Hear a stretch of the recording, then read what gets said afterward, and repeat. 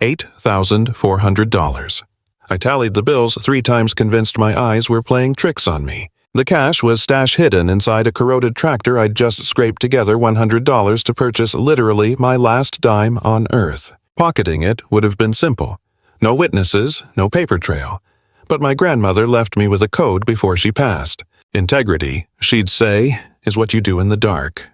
That choice I made in the shadows didn't just shift my path, it altered the fate of 5 people. But I'm skipping to the end. We need to rewind to where this actually starts. At 23, I stepped out of Riverside Reform in Oregon, holding nothing but a tattered bag and exactly $72. The heavy metal gates slammed shut, sealing the past. I refused to turn around. I couldn't bear to. Looking back meant facing 3 stolen years, the lies, and the friends who framed me for a crime I never touched. I'm Sadie Marlowe, and this is how it happened. Rewind 3 years, and I was someone else entirely. Back then I was 20, juggling a pair of jobs and hoarding pennies for community college tuition. My ambitions weren't grand, but they belonged to me. I aimed to be a vet tech. Animals made sense to me. Show them kindness and they give you total loyalty. Then, one night, tore that life apart. The crew I hung out with asked me to a gathering. I had zero clue I was walking into a trap. While I sipped a soda on the couch innocent as a lamb, they were in the back room cracking a safe. Unbeknownst to me, the cops were en route, called by someone ensuring I'd be the fall guy. When the police kicked the door in, I was the sole soul remaining. The others had vanished out the rear exit. There I stood bewildered in a circle of incriminating items placed there on purpose. My prints were everywhere on tools and cups they'd casually handed me earlier just to get my mark. It was orchestrated perfectly. The court proceedings passed in a haze of shock. 2 people took the stand to lie about me. With a lawyer too busy to care and a judge who decided my fate before opening statements, I didn't stand a chance. The gavel fell, and my world collapsed. 3 years. 3 years locked up for something I didn't do. Yet the cage wasn't the hardest thing to bear. The real tragedy was losing Grandma Josephine Josie to everyone else. She was my only kin. After a car crash took my folks when I was 15, Josie took me in instantly. At 71, scraping by on a pension, she barely managed herself, yet she opened her small home and massive heart to me. She showed me the secret to her apple pie and how to sew a button on a torn shirt. She instilled in me that labor is dignified and character is defined by your actions when no one is watching. Nightly prayers involved her holding my hands. Her faith in me eclipsed my own. Post-arrest, she was my solitary visitor. She'd press her palms to the glass divider, trying to bridge the gap and comfort me physically. Though her eyes glistened, she refused to weep. She was steel. "You're innocent. I know it," she'd insist. "I know your heart, Sati. I'll be waiting. We'll rebuild together." She showed up every week without fail. "Hello, I'm calling about the farm stay. I need a bed tonight, it's urgent." Just me, yes. That desperate call came later, but back then, she visited weekly for the first year, then bi-weekly. Her body was giving out a fact she hid to spare me the burden. Then, the visits stopped, replaced by mail. I sent letters constantly spilling my soul in ink, reaffirming my innocence and pleading with her to hold on. Her replies arrived sporadically, the script becoming more tremulous each time. The notes grew brief, then rare. 8 months prior to my release, the prison chaplain summoned me. He offered a chair first. I didn't need the words. His face said it all. Josie had left the world. She'd drifted off peacefully in a nursing home, a place she'd been moved to when living solo became impossible. I had no idea she'd even lost her home. She kept that secret to protect me from guilt, shielding me until her last breath when she was the vulnerable one. I begged for a pass to bury her. Request rejected. Flight risk, they claimed. Ironically, I'd never even broken a speed limit before the frame-up. No farewells, no final chance to voice my love. Our pact to restart life together remained unfulfilled. The sorrow was a physical weight threatening to flatten me. For weeks, my appetite was gone. Sleep was a stranger, and simply existing felt like a chore. The only fuel I had left was rage. Rage at the so-called friends who stabbed me in the back. Rage at a justice system designed to crush people like me. Rage at a universe that had stripped me bare. When I finally stepped through those gates 8 months later, I was hollow. The county had auctioned off Grandma Josie's house to cover her medical bills. They liquidated everything she ever owned. The few snapshots I had of her, the quilt she stitched by hand, those recipe cards with the script I knew by heart, all of it vanished. I stood on the sidewalk outside the prison with $72 a duffel bag holding a toothbrush and 2 outfits and a grief so heavy I thought it might snap my ribs. I was homeless, a felon with 0 job prospects, unreferenceable, and utterly without kin. I was entirely alone. That first night back in the world, I crashed at a shelter in Portland. I lay on a wafer-thin mat counting cracks in the ceiling surrounded by the restless breathing of dozens of other shattered souls. The room reeked of industrial bleach and lost hope. Sleep never came that night. My mind just kept drifting to Grandma Josie, her voice the way her hand felt soothing my hair when I was low, the silence where her comfort used to be.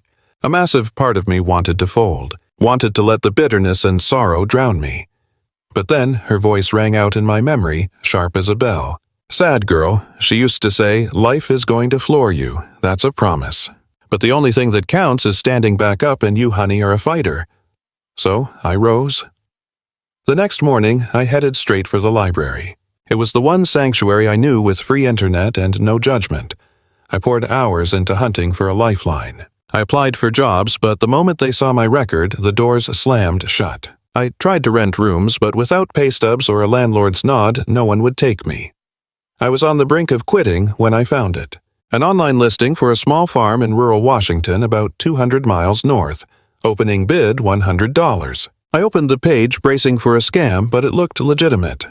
47 acres in a hamlet called Meadowbrook, population 632. The thumbnail showed a farmhouse leaning like it was tired of standing, a barn swaying in the breeze, and fields swallowed by weeds and rust.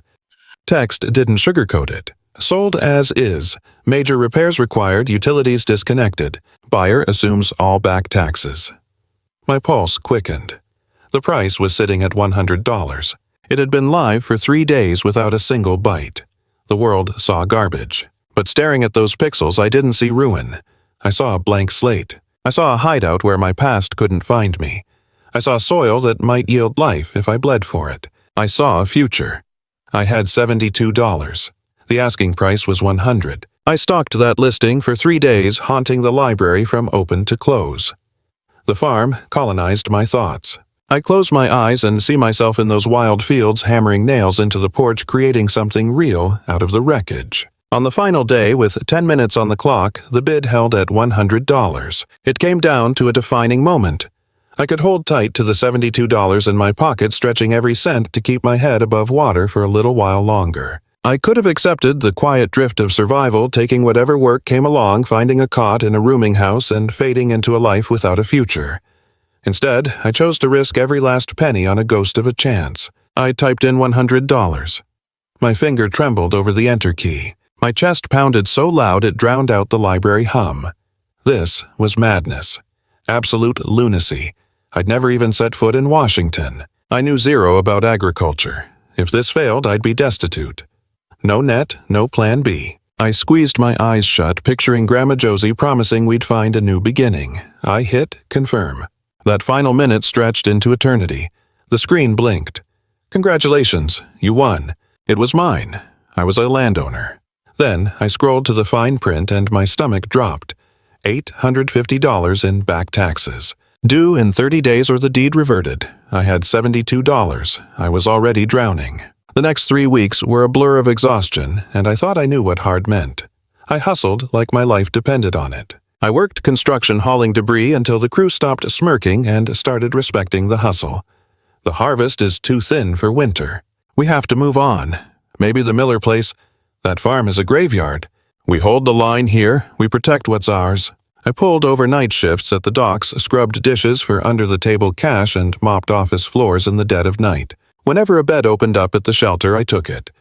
Otherwise, I survived on charity stews and hoarded every copper coin that passed through my hands. The folks in the bunks next to me thought I was delusional. "You're buying a farm, you've never touched a plow in your life," they'd say. And to be honest, they weren't wrong. I was clueless about agriculture, but I held a doctorate in staying alive. I understood the art of endurance. I knew how to stand back up after the world kicked my teeth in, and I figured that was a foundation. 23 days of scraping later, I held $940. That stack of cash was paid for in raw skin and bloodied heels. It cost me nights of rest my pride and more perspiration than I thought a person could lose. But the money was mine. I marched into the county administration building and cleared the debt. I scribbled my signature on a mountain of forms that read like gibberish until an exhausted bureaucrat finally slid a deed across the counter. 47 acres in Matobrook, Washington, belonged to me. The woman behind the glass looked at me with an expression hovering somewhere between confusion and sorrow. You realize nobody has touched that dirt in nearly 12 years, right? When Mr. Whitmore passed, his children walked away without looking back. It's just been rotting out there. I gave a silent nod. Neglect was the only reason a price tag that low even existed. The Greyhound ride north felt like traveling to another planet, watching concrete jungles dissolve into manicured lawns, then forgotten hamlets, and finally vast timberlands I'd only ever glimpsed in magazines. Even the atmosphere shifted, growing crisp and biting, filling my lungs with the smell of evergreens and a terrifying sense of hope. The sun was already dipping low when my boots hit the pavement in Meadowbrook. It was a postcard of rural quiet, a solitary traffic signal, a mercantile, a sun-bleached eatery, and pumps that looked untouched since 1975. My empty belly demanded attention, so I pushed through the doors of the diner. The air inside was thick with the aroma of grease and dark roast, making my jaw ache with hunger. The entrance chime drew the gaze of the matron behind the grill. She was somewhere in her mid-60s, sporting a no-nonsense silver knot and eyes that dissected my soul in a second. A small plastic badge on her uniform read Loretta. As I climbed onto a stool, I felt her cataloging my frayed coat, the heavy canvas bag, and the bone-deep fatigue I couldn't hide. "What'll it be, hon?" she asked. I scanned the prices and requested the bottom dollar item, a bowl of broth and a roll. Between spoonfuls, I asked how to find the old Whitmore property. Loretta's brow shot up. "You mean the Whitmore homestead? That's your destination." When I affirmed it, she studied me for a long moment before the hard lines of her face relaxed just a hair. "Child, you're walking a fine line between courage and insanity, likely a bit of each." She topped off my drink before I could even ask. "Head 5 miles down Ridge Road. Once you pass the defunct mill, take your second left and drive that gravel track until it runs out. Can't miss it," she warned. "It's the only spot in the county that looks like a bomb went off." She wiped the counter, her voice dropping. Harold Whitmore was decent people. He cherished that soil more than life itself. It's a tragedy what became of it. His kin just didn't have the heart for it. I offered my thanks and settled the bill. My hand was on the door when her voice stopped me. "Hey!" I glanced back. "If you find yourself in a bind, you come see me. I don't shut the door on folks who aren't afraid to bleed for a dream. And you've got the look of a worker." The sudden warmth left me speechless. A curt nod was all I could manage before stepping back into the light. I began the 5-mile hike just as the day started to surrender to the peaks. Above, the azure faded into gold, then bruised into deep purples and burnt orange. I'd never witnessed a palette like that. Back home, the skyline was choked by steel towers and exhaust fumes. Out here, the horizon had no end. My pulse quickened with every stride, a rhythm of rising panic. What was this? What kind of madness had I signed up for? I was a stranger to agriculture, to acreage, to the very dirt beneath my boots. I was just a city kid who lost 3 years in a cell for a crime I didn't commit. Who was I to think I could resurrect a graveyard of a farm? Yet I put one foot in front of the other because retreat wasn't on the table. It never was. When the homestead finally emerged, my gut clenched. The listing pictures hadn't been dishonest, but they had certainly been generous. The main house was a disaster. The veranda was half-eaten by rot and the windows gaped like missing teeth. Decades of storms had stripped the paint and twisted the timber. Ivy strangled the siding, nature's way of eating the structure alive. The barn leaned precariously, holding a slant that insulted the laws of physics. It seemed to stand on sheer will and wishful thinking alone. And the pastures, the places where I dreamed of harvests and sustenance, they were a chaotic tangle of briars and invasive thorns, choked by saplings that had conquered the furrows where crops used to grow. Iron skeletons of machinery lay strewn across the grass like dinosaur bones, so corroded and consumed by moss that their original purpose was lost to time. I let my bag thump onto the surviving section of the deck and collapsed next to it, the wood crying out beneath me. I remained motionless for what felt like an eternity, crushed by the gravity of every misstep that had steered me to this exact coordinate. Solitude was my only companion. My pockets were empty, and I stood on a patch of earth that demanded decades of repair work. There was no power, the taps were dry, and the first frost was creeping closer by the day. Standing there, finally free from Riverside, the dam broke and my eyes burned. Why was I even here? Who was I trying to fool? I knew nothing about farming, and even less about carpentry. I was simply a woman dismantled by the world running on nothing but a stubborn refusal to stay down. Then the sobbing started, hot and violent, tracking down my cheeks and soaking the decaying timber I sat on. I wept for Grandma Josie, who should have been sitting right there beside me. I mourned the 1,095 days stolen from my life. I grieved the girl I used to be, the one who planned to heal animals and live simply. I poured it all out until I was hollow. In that silence, Grandma Josie's raspy wisdom echoed in my mind once more. 10 minutes, kid. You get exactly 10 minutes to wallow in self-pity. Then you stand up and handle your business. I dried my face. I glanced at my wrist. The 10 minutes were up. I rose to my feet, resolving that tomorrow would be dedicated to strategy. For tonight, survival meant finding a corner to sleep in that wasn't already occupied by raccoons or something deadlier. The barn, despite leaning dangerously to the left, was shockingly stable inside. The air was thick with the scent of cured grass, ancient dust, and the memory of livestock long gone. But the rafters looked secure, and the ground had been packed into concrete by generations of heavy hooves. I located an old stall in the back that seemed less chaotic than the others. After sweeping aside the worst of the debris, I unrolled my bedding. Darkness swallowed the room, amplifying the sound of tiny claws scratching in the woodwork. I heard the wind singing through the siding. I heard a symphony of noises entirely alien to my city ears. Nocturnal hunters called out in the distance. The mechanical roar of traffic and sirens was gone, replaced by a heavy, living silence. Logic dictated I should be terrified. Yet peace settled over me. For the first time in 3 years, the grief and rage made room for something else. It felt like a future. Dawn broke, gently shooting beams of liquid gold through the cracks in the weathered wood. It was a stark contrast to the harsh electric buzz that had roused me every morning during my incarceration. Confusion held me for a second until the reality of ownership sank in. Home. I was home. My muscles protested the hard floor. My spine was locked tight, my neck throbbed, and I was fairly certain insects had used me as a highway during the night. But I was conscious I was liberated, and I stood on my own soil. I stepped out into the fresh air. Sunlight exposed the true scale of the disaster. The neglect was monumental, a task seemingly impossible for a solo pair of hands. Yet the morning light offered grace, turning the unruly vegetation into a sea of emerald and amber. Moisture on the tall grass glittered like scattered jewels. A chorus of birdsong erupted around me. The volume of life was staggering, more intense than anything I had ever known. The breeze carried the perfume of damp soil and dormant potential. I was lost in the sensory overload when the rumble of an engine snapped me back. Muscles coiled instantly, a reflex honed in a cage where surprises usually meant violence. I backed toward the shadows of the doorway, keeping an exit strategy within reach. A battered truck navigated the ruts, kicking up a rooster tail of silt. It was a utilitarian beast eaten away by oxidation and time. The engine cut near the main house, and an old-timer climbed out. He had to be at least 75, with skin etched deep by the sun. His attire consisted of a sun-bleached flannel and boots that were falling apart. Though his hair was wispy and white, his gaze was piercing. He spotted me lurking in the gloom and halted. Silence stretched between us.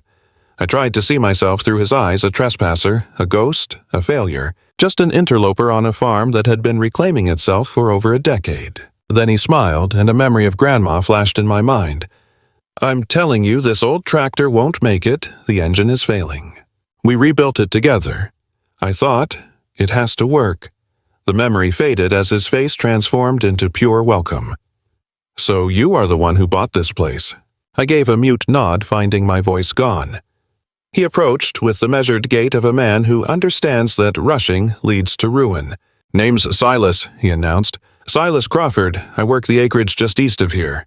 Been staring at this fence line for 45 years. Martha, that's my wife, she sent me over with provisions. She spotted your chimney smoke last night and wouldn't let me rest until I verified the safety of the lunatic brave enough to take this on." He offered a hand. His handshake was iron strong. "Caught a flicker of light in the barn last night, too," he added. "Haven't seen a soul here in a dozen years. Just wanted to ensure you hadn't bitten off more than you could chew. I won the auction." I managed to say the words, feeling strange on my tongue. Silas dipped his chin as if the puzzle pieces now fit. "The Whitmore estate. Harold was a decent sort, a loyal friend." He surveyed the overgrown acreage, the battered farmhouse, the barn leaning precariously against the wind. It clearly pained him to witness the decay that had set in since he'd been gone. His children had their reasons for walking away, I suppose, but that didn't make watching the place crumble any easier to swallow. He pivoted back toward me. "You got a name, girl." "Sadie," I answered. "Sadie Marlowe." He rolled the name Sadie around in his mouth, testing the weight of it. "You ever worked a farm before, Sadie?" I could have bluffed my way through it, but there was something about the old man's gaze that demanded honesty. "No, sir. I don't know the first thing about farming. Can't say I know much about repairing buildings either. All I know is that I needed a clean slate, and this property was the only thing within my budget."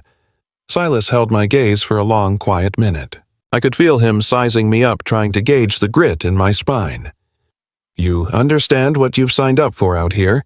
This dirt requires years of sweat, and that's assuming the weather cooperates, which it rarely does." "I understand," I replied softly. "But I'm not afraid of getting my hands dirty." Something in his expression softened a flicker of respect, or perhaps just pity. "Tell you what," he said, "Martha packed enough provisions for 3 men mostly because she doesn't know how to cook small. Why don't you hop up on the tailgate, have some breakfast, and I'll tell you the story of Harold Whitmore and this soil." We perched on the back of his truck as the sun began to burn off the morning chill. The coffee was pitch black and scalding, and the biscuits were the finest meal I'd tasted in what felt like a lifetime. I hadn't realized how hollowed out I was until the food hit my stomach. Between bites, Silas spun the history of Harold Whitmore. The man had been born to this earth a third-generation steward of these very fields. His grandfather had tamed this wild patch with nothing but stubborn resolve and raw strength. His father had raised the timbers of the house and barn. Harold had stepped into their boots in his 20s, never once dreaming of a life anywhere else. He married a woman named Dorothy, and together they raised 4 children, 2 boys, 2 girls, right where we were sitting. They worked the rows side by side, grew their sustenance, tended the livestock, and lived a life that was grueling but full of grace. Then the sickness took Dorothy, Alzheimer's the long goodbye. She faded by degrees, losing the names of her children, then Harold, and finally the very essence of herself. The medical costs mounted, stacking up like storm clouds. Harold started selling off the machinery, then the herd, and finally the parcels of land he had meant to pass down. He dismantled his legacy dollar by dollar to keep his wife comfortable. By then, the children had scattered. They had built concrete lives in distant cities, wanting no part of the dawn-to-dusk labor of the farm. They visited when guilt or time allowed, which wasn't often enough to matter. They had their own battles, their own families and ambitions that didn't involve this soil. Dorothy passed in 2008. Harold followed her 2 years later, his heart simply stopping as if it had finally received permission to rest. The kids liquidated the estate immediately. They split the meager proceeds 4 ways and tried to wash their hands of the place that had devoured their father's life. "He would have been heartbroken to see it like this," Silas murmured, staring out at the tangle of weeds. "He poured his soul into this ground, every last drop." I sat in silence at a loss for words. My mind drifted to Grandma Josie, how she had given everything to raise me and how I had been absent during her final hardest days. "Why share all this with me?" I finally asked. Silas gave a small shrug. "Because if you intend to resurrect this farm, you ought to know whose ghosts you're walking with. Harold was a decent man." Was it a good place one? Maybe it can be a gain if the person holding the reins has the will for it." He slid off the tailgate, his boots crunching on the gravel. "I'd best get back to my own work. But Sadie," he hesitated, fixing me with those piercing, weathered eyes, "if you get in a bind, you holler. We farmers, we look out for our own. Harold would have wanted someone to keep an eye on whoever took up his burden." He rumbled away in his truck, leaving me alone with my thoughts, comforted by a belly full of warm coffee and bread. I spent the remainder of the daylight assessing the reality of my purchase. The farmhouse needed months of triage before it would be truly habitable. The roof was compromised in at least 3 spots. The pipes were rusted through. The wiring looked like a disaster waiting for a spark. Yet the foundation held firm and the walls stood true. It had good bones, as they say. The house had a stubborn dignity to it. The barn was in worse shape cosmetically, but structurally it was the more practical shelter. The main bay was dry and solid. I decided to set up camp there while I waged war on the rest of the property. The fields, however, were daunting. 12 years of abandonment had allowed the wild to reclaim the cultivated rows. It would require heavy machinery and endless hours to hack back the overgrowth just to find the soil again. Then there was the graveyard of equipment scattered about. Most of it was scrap metal now, a plow fused into a singular lump of rust, a hay rake grinning with missing teeth. There were hulking shapes of iron I couldn't even name, slowly drowning in a sea of vines. But back behind the barn, nearly swallowed by a fortress of blackberry brambles, I spotted something that made me freeze in my tracks. The machine was a relic, an old John Deere model likely dating back to the 60s, given the silhouette its green coat bleached to a spectral pale. The rubber on the wheels had rotted and split, yet the rusted hulk possessed a strange magnetism that drew me in. Perhaps it was the quiet dignity of the thing sitting patient and overlooked, waiting for a witness to its existence. Or simply that I saw my own isolation reflected in its steel. I set to work clearing the overgrowth, mostly because my hands needed a task to keep them from trembling. Though a spark of curiosity lingered, I wondered if the old beast still had a heartbeat. The afternoon dissolved as I tore at blackberry thorns, choking the axles, sawed through young saplings, and swept away decades of forest litter. Twilight was bleeding into the sky by the time the chassis was finally visible. The tractor was battered certainly, but the structural integrity was surprisingly sound. Under the hood, the engine block sat complete. It would require serious rehabilitation, but it wasn't a lost cause. Then a detail caught my eye. The driver's seat sat askew, listing at an unnatural angle. It appeared tampered with, as if someone had hurriedly reassembled it. I hauled myself up the metal, groaning under my boots. I wrestled with the seat to realign it, but oxidation had welded it into a stubborn lock. Persisting, I shoved and twisted until the corrosion finally snapped. The seat swung up on a hinge, revealing it was actually the cover for a secret compartment fabricated right into the chassis. I had never encountered a tractor with a smuggler's hold before. Nestled inside was a metal container wrapped in the tattered remains of oilcloth that disintegrated in my grip. The tin was roughly the dimensions of a boot box, its corners gnawed by rust but the seal holding firm. It felt dense, promising substance. No padlock barred the way, only a simple latch fused by time. Clutching the find, I retreated to the barn, squinting as the daylight surrendered to the encroaching gloom. Digging a screwdriver from my pack, I worked the latch, gently terrified of damaging whatever history lay within. The mechanism gave way with a pop. I lifted the lid and immediately had to collapse onto a crate as my knees refused to support me. Stacks of currency filled the interior, the rubber bands snapping into dust the moment I brushed them. Under the cash lay a stratum of paperwork and photographs resting atop a leather-bound diary, its pages amber with age but legible. I tallied the bills, then recounted, and then did it a third time, certain my mind was playing tricks. $8,400. I sat there in the gathering dark, cradling a fortune, trying to process the reality of it. Who had buried this here and for what purpose? And what was my moral obligation now? Trembling, I cracked open the journal to decipher the shaky script. The first page began April 15, 1998. My name is Harold Whitmore, and if you are reading this, I am likely gone. I scanned the entries. The ledger proves this property is ours. You need to vacate. No, my kin have held this soil for generations. Perhaps there is a compromise. There is nothing to discuss. Get out. I read through the night, absorbing the history of the man who walked these fields before me. The man whose departure had paved the way for my arrival, his legacy now resting in my lap. Harold chronicled his existence, his battles, and his profound reverence for the farm. He detailed Dorothy's cognitive decline, the agony of watching the woman he loved fade away while he stood by powerless. He spoke of his children with a mix of pride and sorrow, glad they chased their dreams but heartbroken by the distance and the silence between them. Then came the explanation for the hoard. It was the remnant of his assets after the medical debts. He buried it in the machine because his faith in financial institutions had shattered. The savings and loan collapse that ruined his parents had left a scar that never healed. This cash was his failsafe, a lifeline for the farm, or an inheritance to be discovered. Fate, however, was cruel. The cancer was aggressive, stealing his voice and his time before he could reveal the secret. The final entry, penned 3 days prior to his death, read, "I must tell the kids about the savings, but the visits have stopped. They are consumed by their own worlds, and I cannot blame them. I was a hard father. I gave my heart to this dirt more than I did to my family." He listed them, then a roll call of the absent. Vivian in Chicago, Garrett in California, Nora in New York, Colton in Texas. If I fall, let them know they were loved. I pray for their forgiveness, and I hope whoever unearths this uses it for an act of kindness, something that truly matters. Don't let this place reclaim it. Don't let it decay into the dirt like the rest of it. And if you have it in you, please track down my kids. Pass on my regrets. Make sure they know they meant more to me than this earth ever did. I never had the words to make them see it. I shut the worn cover just as the sun began to bleed gray light through the gaps in the timber. Sleep had avoided me entirely. My vision stung with fatigue and my limbs felt like lead, yet my thoughts were running a marathon. $8,400 was enough to rewrite my future. It meant lumber for repairs equipment for the fields and seed for the spring. That stack of bills was the dividing line between resurrecting this homestead or crashing out and returning to the pavement. Yet the cash wasn't mine to claim. It was the birthright of Harold Whitmore's brood.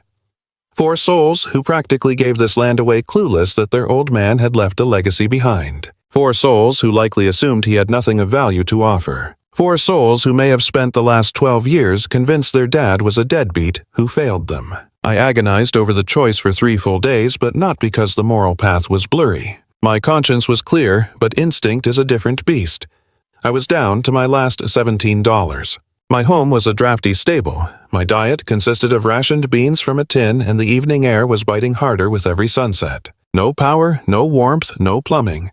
The freeze was approaching fast, and I was woefully ill-equipped to survive it. $8,400 was the answer to every prayer. Staring at the cash, the devil on my shoulder whispered to just keep it. It would be our secret. Harold was in the ground. His heirs were none the wiser.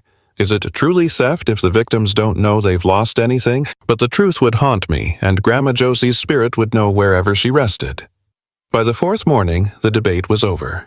I was going to hunt down the Whitmore heirs and hand it over, even if it sabotaged my only shot at reviving this land. Even if it meant total collapse and walking away with empty pockets, because building a life on a bedrock of theft meant I'd never face my reflection without seeing the criminal the courts claimed I was. I'd choose an honest defeat over a victory bought with stolen goods. If you're still walking this path with me, let me stop for a second. Have you ever stood at the crossroads of the convenient path and the righteous one? Have you ever felt the itch to claim something that didn't belong to you? A prize no one would notice was gone, but would flip your world upside down. How did you react? Smash that subscribe button and drop a line below. Share a moment where your character was tested.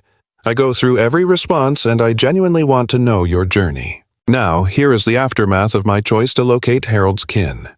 The hurdle was I didn't have a clue where to start. The diary offered nothing but first names and vague geographies, no contact digits, no street numbers, nothing solid to grip. Vivian in Chicago is a needle in a haystack of 200 matches. Same goes for Garrett out west or Nora in the Big Apple. Tracking Colton in Texas felt like a fool's errand. I headed to the town library, a cramping one-room structure housing battered paperbacks and a pair of dinosaur desktops. The keeper of the books was a matronly woman in her 60s named Mrs. Baton, complete with sterling locks and spectacles on a lanyard. I sat there for hours, plugging every name variation into the search bar. Every lead went cold. I was ready to throw in the towel when Mrs. Peaton drifted near. "You've been glued to that screen since we opened, darling. Can I offer a hand?" I froze. Letting people in wasn't my strong suit anymore. 3 years of backstabbing and letdowns had drilled that caution into my bones, yet her gaze held a warmth that echoed Grandma Josie's spirit. I laid out my mission carefully, omitting the detail about the cash stack. I told her I'd stumbled upon some keepsakes of Harold Whitmore's and needed to get them back to his bloodline. Recognition washed over her face. Oh, Harold, a sweetheart of a man. Such a tragedy what befell him and Dorothy. She paused, memory jogging. Come to think of it, his girl Vivian was a teller at the local branch before she packed up. I'd wager Doris down at County Records has the forwarding details from the deed transfer. Legal requirement they had to alert the beneficiaries.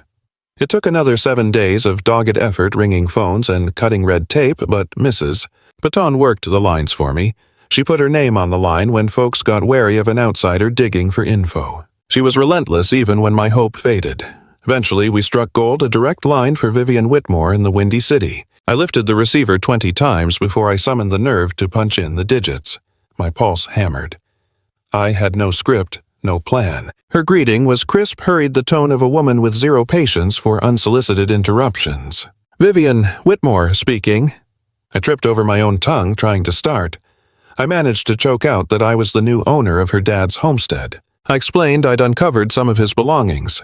I told her these were things she and her brothers and sisters deserved to hold. The line went dead quiet, the kind of silence that feels heavy. When she finally spoke, she didn't sound like herself anymore. Her guard dropped voice sounding small and fragile.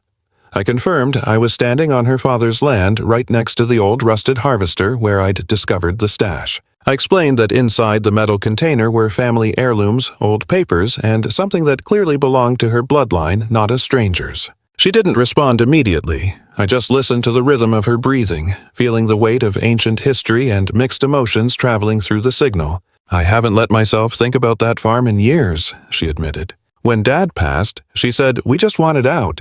That dirt had already taken everything from us. It claimed Mom's health, then Dad's lungs. We watched him work himself into the grave trying to save a legacy none of us wanted. She stopped. We liquidated it for pennies on the dollar and split the check 4 ways. I think we walked away with maybe $3,000 each after the creditors took their share, used it to clear some credit card debt and tried to wipe the memory clean. She hesitated. What sort of things did you find? I steadied myself. Cash, I said. Your father tucked away $8,400 inside the engine compartment, and there's a diary. He wrote about the family, about how much he adored you kids and the mistakes he wished he could fix. I heard a sharp, jagged inhale on her end. You need to have this, I told her gently. Every cent, every page. It belongs to you and your siblings. The pause stretched so thin I thought the connection had snapped until the sound of weeping came through soft, muffled cries she was fighting to hold back. He left something for us, she whispered, barely audible. After the bankruptcy, after the medical bills, he actually scraped money together. Her composure shattered. We were sure there was nothing left. We assumed every dime went into Mom's hospice and his chemo. We thought the property was just a curse he left behind to haunt us. I stayed silent, letting the truth sink in. I just held the phone while she wept. We thought he didn't care, she choked out. We grew up thinking he loved that dirt more than he loved his own flesh and blood. We thought, her voice trailed off. Over the next hour, Vivian opened up painting a picture of growing up in the shadow of that silo. She talked about freezing mornings, doing chores, the screaming matches in the kitchen when she was a teenager, desperate to escape the county line. She spoke of the crushing guilt that ate at her for not coming home more often before the end. She gave me contact info for Garrett, Nora, and Colton. I spent the next few days tracking them down one by one. Every call had a different rhythm, but the undertone was identical. A tangle of grief childhoods defined by soil and sweat love warring with resentment and the ache of words left unspoken. 2 weeks later, the whole clan arrived. It was their first return since the burial. The first time the 4 of them had stood in the same room in over 8 years. I stayed in the barn watching through a crack in the wood as the rental cars crunched over the gravel. I watched them stand in the weeds of the driveway staring at the ruin that shaped them now, surrendering to the creeping vines and decay. Vivian looked like the city had claimed her tall and sharp in a tailored suit that clashed with the wild grass. Garrett was a big guy with gentle eyes and a laugh that sounded anxious. Nora was the spitting image of her old man. I recognized the resemblance from the diary photos instantly. Tears were streaming down her face before her feet even hit the dirt. Colton, the baby of the family, at 31, just stood like a statue, hands jammed in his pockets, scanning the horizon with eyes that gave nothing away. I walked out to meet them, carrying the metal tin, the book, and the papers. The cash was still inside, untouched. I hadn't taken a single bill, even though I'd been surviving on cheap canned beans and whatever scrap work I could hustle in the village. Vivian's hands trembled as she popped the lid. The 4 of them stared at the stack of bills like it was an artifact from Mars. Then Nora lifted the leather-bound book and began to read. It didn't take long for the dam to break for all of them. They passed the volume hand-to-hand reading sections aloud, their voices echoing in the empty barn. You have to hear this, Garrett said, his voice thick. He found an entry dated April 1997. Garrett called today. He landed that big promotion. I'm bursting with pride. I know I never say it enough. I was always so hell-bent on him taking over the acreage. Never stopped to ask what his dreams were. I see it clearly now. He's building a life in California. A life that brings him joy. That's all I ever should have wanted. Garrett wiped his face with his sleeve. I had no idea. I spent my life thinking he was ashamed of me for walking away. They stood there for hours, lost in the pages, swapping stories, laughing through the tears, stitching the family back together across the gap of years and silence. But while the others were lost in the past, Colton was watching me. I felt his gaze heavy and calculating. There was a wall up in his eyes, a wariness that made the hair on my neck stand up. Late that afternoon, while the siblings wandered off to tour the rotting farmhouse, Colton cornered me in the barn. "Can I ask you something?" His tone was flat, devoid of emotion. I paused my work and turned to meet his stare. "Go ahead." He folded his arms across his chest, tension visible in his clenched jaw. "Level with me. Why find us? Why hand over the cash?" The question confused me initially because I didn't see it as a choice. The funds belonged to his bloodline, not me. He offered a slow, disbelief-filled headshake. "People don't do that. They don't stumble on $8,000 and surrender it, especially not folks sleeping in sheds and surviving on cheap canned rations." His gaze hardened. "I've watched too many grifters work their angles. They play the saint right until they get their payout.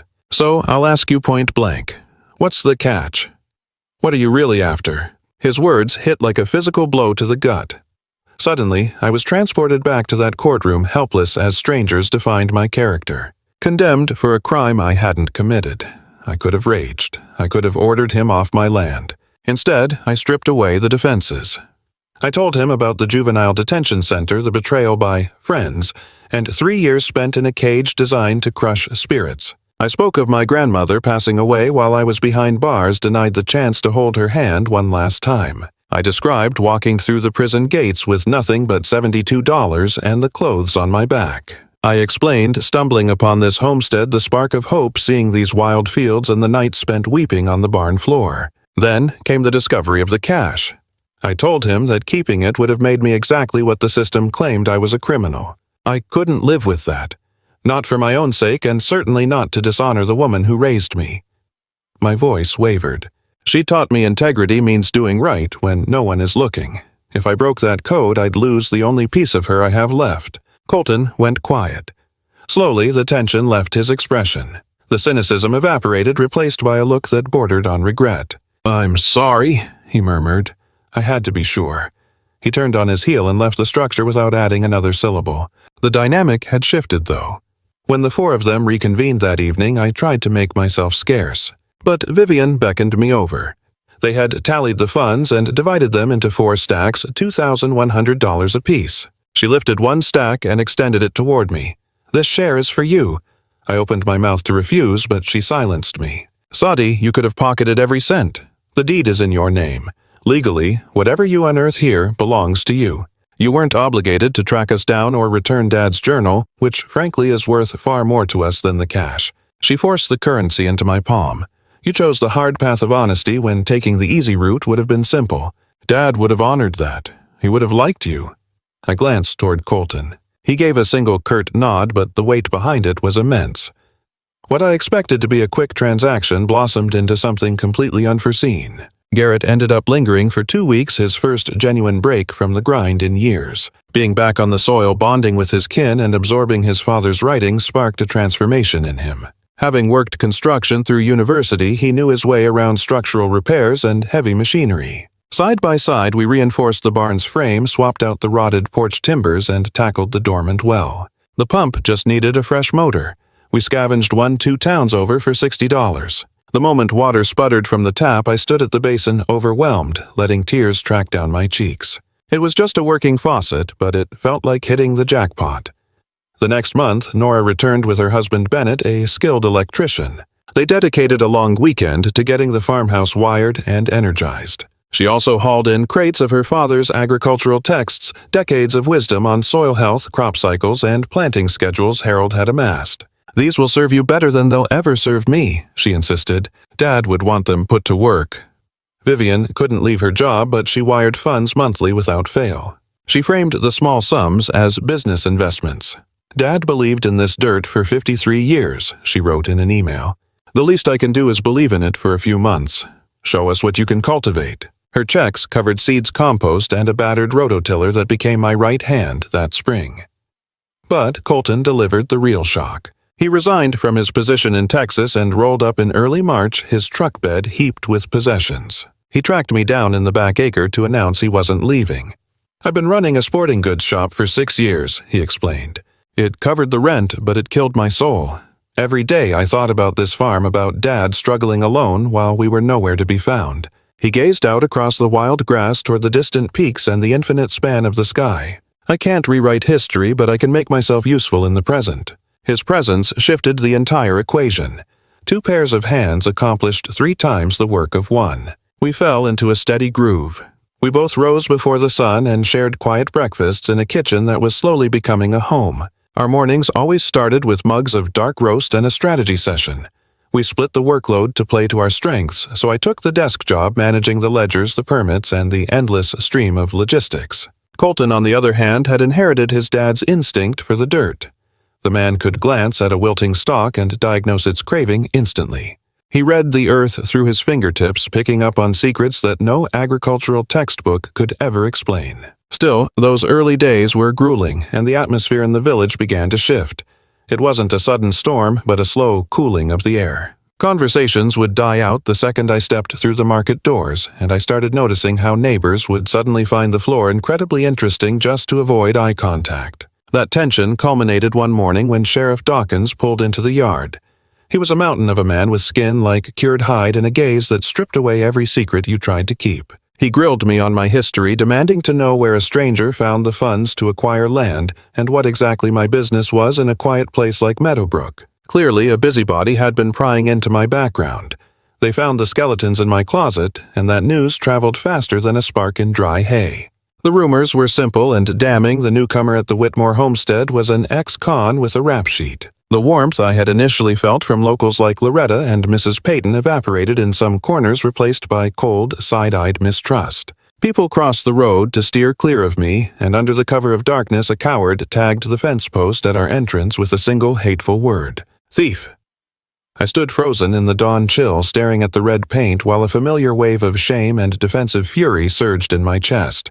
Colton discovered me rooted to that spot an hour later, and he didn't utter a single syllable. He simply fetched a brush and a bucket from the shed, whitewashing the insult until it vanished, then squeezed my shoulder and said, "Some folks build their opinions on rumors. The good ones watch what you do. Just let them see the real you." Later that day, old Silas and Martha rattled up the drive. News of the vandalism had reached them. "This valley has its share of idle tongues with too much time on their hands," Silas grumbled. "But," he continued, "there are plenty of us who haven't forgotten Harold's code grit honesty and the belief that everyone deserves a shot." Martha shoved a basket heavy with sourdough and preserves into my arms, insisting, "You just keep your head down and your hands busy. The ones that matter are watching." But there was another undercurrent at play, a mechanism I didn't spot right away. A slick character in a tailored suit paid us a visit, flashing a professional smile and claiming to represent an investment firm keen on the local real estate. He put a number on this table for the deed, a staggering figure far beyond anything I had ever dreamed of seeing. I declined. He returned 7 days later to sweeten the pot, and I turned him down again, which is when the intimidation tactics ramped up. We dealt with more graffiti and tires punctured by roofing tacks, and then someone snipped the wire boundary, allowing Silas's herd to trample our land. Colton and I repaired the damage without complaint, but a comment from Silas finally gave me the missing puzzle piece. "Those sharks have been circling this valley for a decade," he revealed. "They are aiming to pour concrete for luxury condos or a resort. Harold wouldn't sign, I wouldn't sign, and neither would the rest of the old guard." He gazed out at the peaks and said, "They are betting against time, knowing the next generation has no interest in plow and pasture. They figure they can just wait for us elders to die off, but you two are young blood actually sweating over this soil. You are a wrench in their gears." Suddenly, I realized the targeted hate wasn't just about my criminal record. It was a strategy to break my will. Realizing that only hardened my resolve to dig in. If you are still reading, I want to pause for a second and ask you a question. Has your history ever been used as a weapon against you? Have you ever faced a room full of people who decided you were the villain before you even spoke? How did you navigate that storm? Drop a thought in the comments below. I read them all because these are the moments that forge our character. They define us. Also, smash that subscribe button so you do not miss the rest of this journey. Because the secrets hidden in the Whitmore legacy changed the game entirely. Now, our debut spring season was an absolute catastrophe. We got eager and seeded too soon. A rogue frost snapped the life out of 50% of our sprouts, forcing a restart, and we realized too late that we had matched the wrong crops to the wrong patches of dirt. We got a brutal lesson in hydrology when a downpour turned a freshly sown acre into a swamp. But we refused to quit, and Silas stepped in to mentor us. Martha arrived with trays of healthy starts from her private greenhouse to replace our losses. Loretta, at the diner, placed advance orders for produce that didn't even exist yet, just to keep our cash flow alive, and inch by inch we cracked the code. By commercial standards, our first haul was laughable, maybe half the expected tonnage, but we sold every single tuber and cornstalk we managed to pull from the ground. The Meadowbrook locals were hungry to see us succeed, largely because of their fondness for Harold. They were cheering for the kids, trying to keep his memory alive, and by year 2, we had scaled up to 15 acres, producing string beans heirlooms and enough squash to feed an army. That is when Colton crossed paths with Rachel, a sharp girl manning the counter at the agricultural supply depot in the neighboring county. She began spending her Saturdays in the fields with us, gradually weaving herself into the fabric of our crew. The whispers and aggressive glares in the village finally began to fade. The developers eventually got the hint. After our third rejection, bolstered by Silas and 2 other families holding the line, they packed up their briefcases and went hunting for easier prey. Sheriff Dawkins later confirmed what I'd suspected: those men were the architects of the misery we faced when we first started out. It wasn't the kind of truth you could take to a judge, but he knew the score. The whole town did. They figured you'd fold, he admitted. They looked at a girl with a rap sheet and saw an easy target. They didn't realize you had a backbone made of solid iron. I wore that assessment like a badge of honor. 3 years in, on a warm summer night, Colton walked in while I was elbows deep in the vintage John Deere's. Bringing that machine back to life had become our quiet obsession between chores. We scrubbed away 40 years of oxidation, replaced the rubber, and overhauled the motor. It wasn't just a tractor anymore. It was proof that broken things could run again. "You need to see this," he murmured, gripping a weathered sealed packet that looked like it had survived a flood. It was wedged behind the back panel of Dad's dresser drawer. Must have been hiding there for ages. He passed it over to me. Harold's distinct script was on the front, but there wasn't a specific name. It simply read, "To the one who discovers this." The seal cracked open to reveal a stack of correspondence. Dozens of notes penned to his kids across the decades, none of which ever saw a mailbox. In truth, they were confessions of love. Every page dripped with the pride and remorse he couldn't bring himself to vocalize while he was alive. One page started simply, "My dearest Vivian, I saw you leave today. I wanted to chase your car down the drive and shout about how impressed I am by the woman you are, but my boots stayed planted. I've never had the right vocabulary." Then to Garrett, "I know I drove you into the ground." Another note read, "I made you believe this dirt was the only future that mattered. That was my mistake. You forged your own way, and it's a noble one." Next was Nora. "My tender-hearted girl, you carry the weight of the world. You are your mother's echo. Don't let the world harden you." Finally, Colton, my youngest, the silent observer. "I fear for you, son, because you lock your heart away exactly like your old man. My prayer is that you find a soul you can trust with your silence." Colton choked on the last few words. "He was talking to us the whole time," he whispered. "He just couldn't bridge the gap." It made me think about the sentences we swallow. All that affection rotting internally because we lack the courage to release it. We assume tomorrow is guaranteed until it isn't. "Your siblings need to see this immediately," I told him. He agreed, and we summoned the clan back to the homestead. The 4 Whitmore heirs gathered around the heirloom oak table. We'd stripped and varnished it until the grain shone like it did in their mother's era. Colton distributed the stacks. The room fell into a heavy hush, broken only by the rustle of paper and the occasional stifled sniffle. Vivian was the first to break the silence. "Years," she breathed. "I spent years convinced he hated me for walking away. I assumed he viewed my career as an insult to his life's work." She clutched the pages tight against her heart. But he was beaming. He loved us all. He was just paralyzed. Beside her, Garrett let the tears flow without shame. 2 decades, he rasped. "I've carried the guilt of abandoning these fields for 20 years, thinking I was a failure in his eyes. And the whole time he was cheering for me." Nora grabbed his hand across the wood. "We were all convinced we didn't measure up," she murmured. "We thought we failed him, and he died thinking he failed us. We were just waiting for permission to forgive ourselves." Her gaze shifted to me. "You triggered this, Sadie. You recovered the funds, the diary. You unearthed these notes. You resurrected him for us." I deflected the praise. I only uncovered what was hiding in plain sight. His affection didn't go anywhere. It was just waiting for the light. Colton, usually a man of few syllables, spoke words that etched themselves into my memory. "Dad's diary said he prayed for someone to cherish this dirt again. He wanted a person who could see the potential he saw. He locked eyes with me. You recognized it before anyone else. When the rest of us saw a burden, you saw a future. Under a canopy of constellations that night we formalized our path. The acreage would remain Whitmore property, but I was being folded into the clan. Not by genetics, but by bond. We signed the deeds. I took co-title with Colton while the others remained as silent backers honoring the legacy their father left behind. Vivian funneled her share of the dividends into an education grant named after Harold designed to help rural kids get to university. Garrett began a tradition of hauling his brood out here every July. His city kids got their hands dirty milking livestock and sowing crops. Nora and Bennett even snatched up a cottage down by the water. They were over for dinner every weekend they could manage. Eventually, Colton and Rachel tied the knot in the south pasture framed by the peaks with half the county watching. Witnessing their promises, I marveled at our survival. Then, 12 months later, an email hit my inbox that knocked the wind out of me. The sender was Patricia, an attorney from Portland. I remembered her clearly. She was one of the sharks who put me away back in the day. Something important has surfaced. The message read, "Two of the key people who swore against you have taken it all back."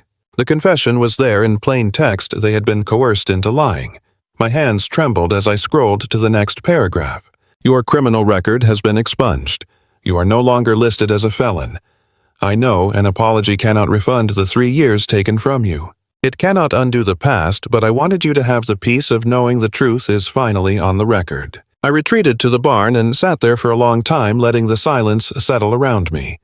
It was the exact spot where I had huddled for warmth on my first night here. The very spot where I unearthed Harold's metal box and made the choice that rewrote my entire future. I was officially innocent. In the eyes of the law, the darkest chapter of my life no longer defined who I was. But, strangely, the legal victory felt smaller than I expected. The vindication was a relief, certainly. It was nice to have the world agree that I had been honest, but I hadn't needed a judge to tell me my worth. I had proven my character the night I returned the cash. I proved it every freezing morning I dragged myself out of bed to tend the fields. I proved it with every handshake deal, every fulfilled vow, every moment I honored the values my grandmother instilled in me. We marked the 5-year milestone of my arrival with a massive celebration. Not a single soul was missing.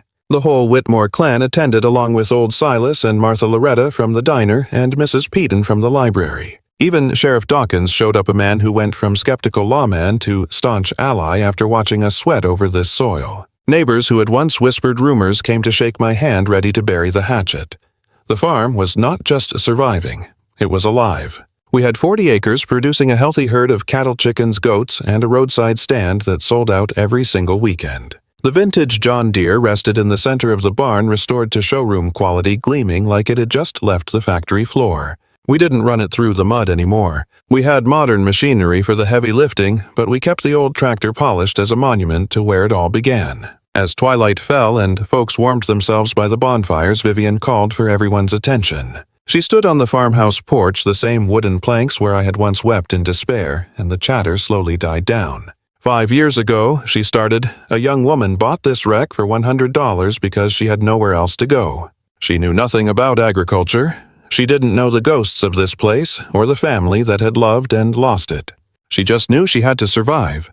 Vivian paused, fighting to keep her voice steady. Then she found a fortune that could have bought her an easy life, and she decided against the easy path. She made the hard choice, the moral choice, the choice that healed my family and resurrected this land. Her eyes locked onto mine. Sadi, you didn't just fix a farm, you restored our faith. Faith in the truth. Faith in redemption. Faith that good people are still out there and that integrity actually counts for something. My dad died thinking he was a failure. He thought we hated him and that he had left us nothing but debt and ruin. You erased that lie. You proved that the things he stood for, hard work, honor, still mattered. You validated his life. She stepped down from the riser and pulled me into a crushing embrace. Thanks for saving that tractor, she whispered near my ear. Thank you for being curious. Thank you for being you. Then Colton stepped forward. I have one last thing, he said, lifting the battered metal container I had found 5 years prior. We have shared everything inside. The money, the diary, the correspondence. But we missed something. We only found it a week ago. He fished out a lone, folded sheet of paper. It was wedged under the bottom lining, hidden. He smoothed the page out and began to read. It is Dad's handwriting, but weak, trembling. He wrote this right at the end, maybe in his final hours. To the finder, Colton read aloud. My clock is stopping. I feel it. I need to say what I should have said decades ago. This dirt doesn't matter. The money doesn't matter. The livestock, the harvest, none of it means a thing at the end. Only the people count. The words you spoke and the words you swallowed. It is about leaving the world a little kinder than you found it. I think I missed the mark there. I was too hard-headed, too obsessed with the acreage to see the love right in front of me. But maybe there is still hope. Maybe you, whoever finds this, will be smarter than I was. Love your people. Tell them, don't gamble on tomorrow, and please, if you can find my children, tell them I am sorry for my silence. Tell them I loved them more than this earth, more than my own breath. Tell them my biggest regret wasn't that they left. He simply never found the language to grant them that peace. Colton's voice cracked, reading the sign-off. All my love, Harold Whitmore. Silence claimed the room. The only noise was the hearth popping and the quiet weeping of a family who had finally received the absolution they starved for. Vivian lifted her drink into the air. To Father, she began, who loved us deeper than we realized. He didn't just leave us acres or cash, he left us a compass, honor, belief, and the guts to act uprightly. To Harold Whitmore. The room chorused. The liquid burned going down, but it warmed a part of me that hadn't felt right since I was a kid at Grandma Josie's table. I finally felt like I belonged. Hours later, with the crowd dispersed and the Milky Way stretching overhead, I leaned against that old machine. My thoughts rewound to the terrified, bitter young woman stepping out of the penitentiary 5 years back. The girl with $72, a shattered spirit, and absolutely zero allies in the world. The memory of that heavy tin box is tactile. I can still feel the barn's gloom and the thumping of my pulse in my ears. Standing on that precipice of identity, I could have easily pocketed the cash. No soul would have been the wiser except me, and that knowledge would have twisted me into a stranger. Grandma Josie always insisted that integrity is how you act in the dark, but I suspect it goes deeper. True metal is doing right even when the world would justify your wrong. It is prioritizing the truth over the easy out and holding on to your ideal self despite life trying to beat you down. And character isn't about perfection. It is forged in the rising, the resilience, and the conviction that your worst mistake doesn't define your entire existence. That is the lesson of this soil. That is the gift of Harold Whitmore, a stranger who completely altered my trajectory. He showed me that the stash wasn't merely funds. It was a crucible, a moment of definition. Inheritance isn't about physical assets left in a will. It is the reverberation of your decisions, the waves you send out into futures you won't witness. Harold passed down 47 acres, but his true bequest was the conviction that integrity, affection, and redemption actually count for something. Via a rusted engine and a split-second decision in the shadows, that inheritance reached me. Gazing across the pasture as I wrap this up, the dusk is painting the grass amber and the horizon in flames. I see the little one, Colton, and Rachel's girl sprinting through the green, hunting lightning bugs. Silas occupies the veranda with Martha, their fingers interlaced, just as they have been for 50 years. And I am grounded here, encircled by found family on soil I now claim as my own. Josie knew the score. Act correctly in solitude. Because, truthfully, you are never truly alone. Perhaps the cosmos is observing. Maybe it is the divine, or perhaps it is simply your future self keeping a ledger of every turn you take. Those decisions compound into a biography. I pray my sum is positive. I wish the same for you. I appreciate you sticking around for this tale. If it resonated with you, please consider hitting subscribe. We focus here on authentic narratives, genuine hardships, and the pivotal moments that shape our identities. Drop a thought below and let me know what you took away from this. Ever faced a fork between the convenient path and the moral one? What was the result? If you have lived a redemption arc, please share it.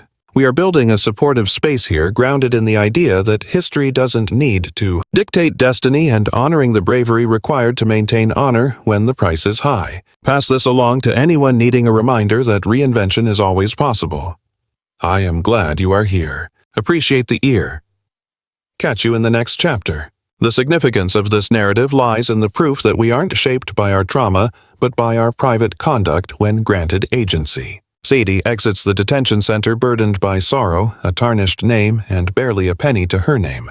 Betrayed by confidants, condemned by a deaf system, and denied a final farewell to her only source of affection. Amidst such gloom, it is effortless to view the world as purely unjust, To think that staying alive is the sole mandate justifying the seizure of any advantage that might finally ease the struggle. Yet the plot positions Sadi at a decisive junction, the discovery of the cash concealed in the machinery. $8,400 isn't merely currency.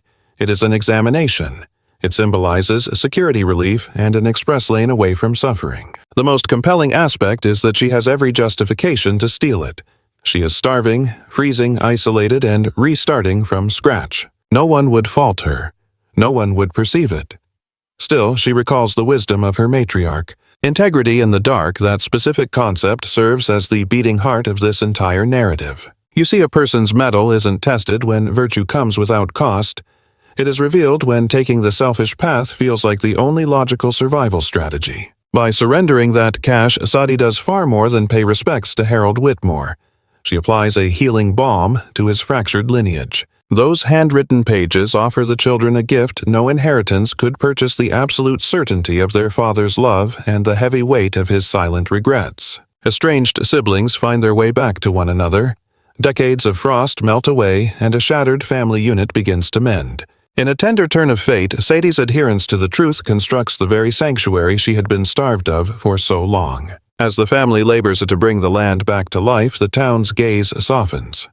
Sadi secures her redemption not by pleading for it, but by quietly embodying the grace to deserve it. Here lies the profound lesson: decency creates echoes. A single moment of moral clarity can stitch trust back together and rewrite destiny for everyone involved.